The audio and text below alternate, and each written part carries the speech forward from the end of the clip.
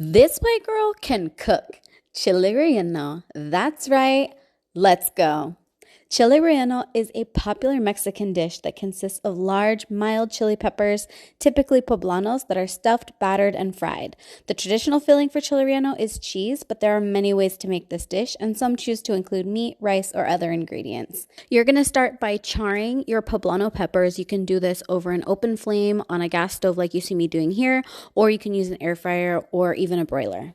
Once your peppers are nice and charred like this, you're going to put them in a plastic bag to sweat, which is going to make it easier to peel the skin off. And I'm just saying there is a special magic that happens when you use produce bags like this. I don't know. I don't make the rules. I am telling you now, chile relleno is not a quick process and it is messy, so you already know I am throwing on gloves.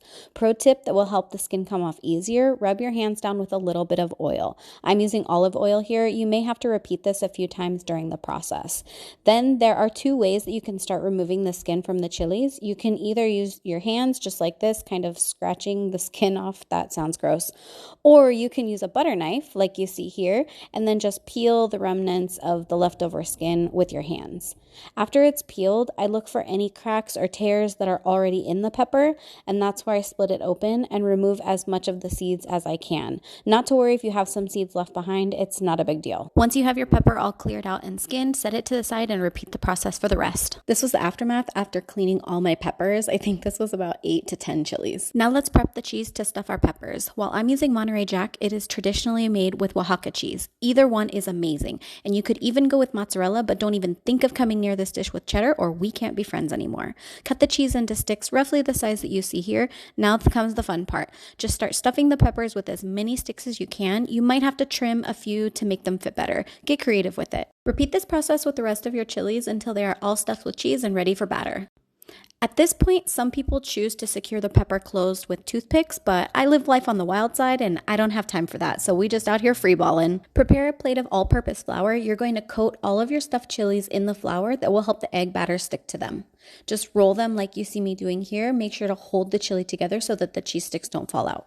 Next, grab a hand mixer or a stand mixer if you fancy. We're going to start making our fluffy egg batter to dip our chilies in. To do this, we have to separate our eggs. The number of eggs that you will need is determined by the number of chilies that you're making. I used about 6 eggs, I think, for about 8 to 10 chilies. Separate your egg whites from the yolks into 2 bowls. Make sure to be extra careful not to get any yolk in the whites, or you will not be able to get the whites to stiffen. Start mixing the whites first on high speed until you get stiff peaks like so. While continuing to beat the egg whites on low, add in the egg yolks until fully mixed in. The batter should be light, fluffy, and smooth, and should be a pretty pale yellow color like this. Set up the batter right next to your pan with hot oil. I'm using coconut oil, but you can use whichever frying oil you prefer. Dip your chilies in the egg batter and gently place them in the hot frying oil. I will check for any holes where there may be missing batter and just add some right from the bowl as I go, like you see me doing here. Fry the peppers for 3 to 5 minutes per side until the batter is golden brown and crispy. Try not to overcrowd the peppers in the pan. I usually fry 2 at a time depending on the pan size that I'm using. Then transfer the peppers to a plate or baking sheet covered in paper towel to drain any excess oil. Now you're all done, and some people eat chile relleno just like this on its own, but my favorite way to eat it is dipped in a spicy salsa roja. I will make a video specifically for this salsa that I use here next. And there you have it, friends. Delicious homemade chile relleno filled with ooey gooey cheese and smothered with salsa. Serve with a side of rice and enjoy with warm tortilla. Let me know if you tried this one or your favorite way to make chile relleno. Make sure to save this video for later, like and follow me to see what else this white girl can cook.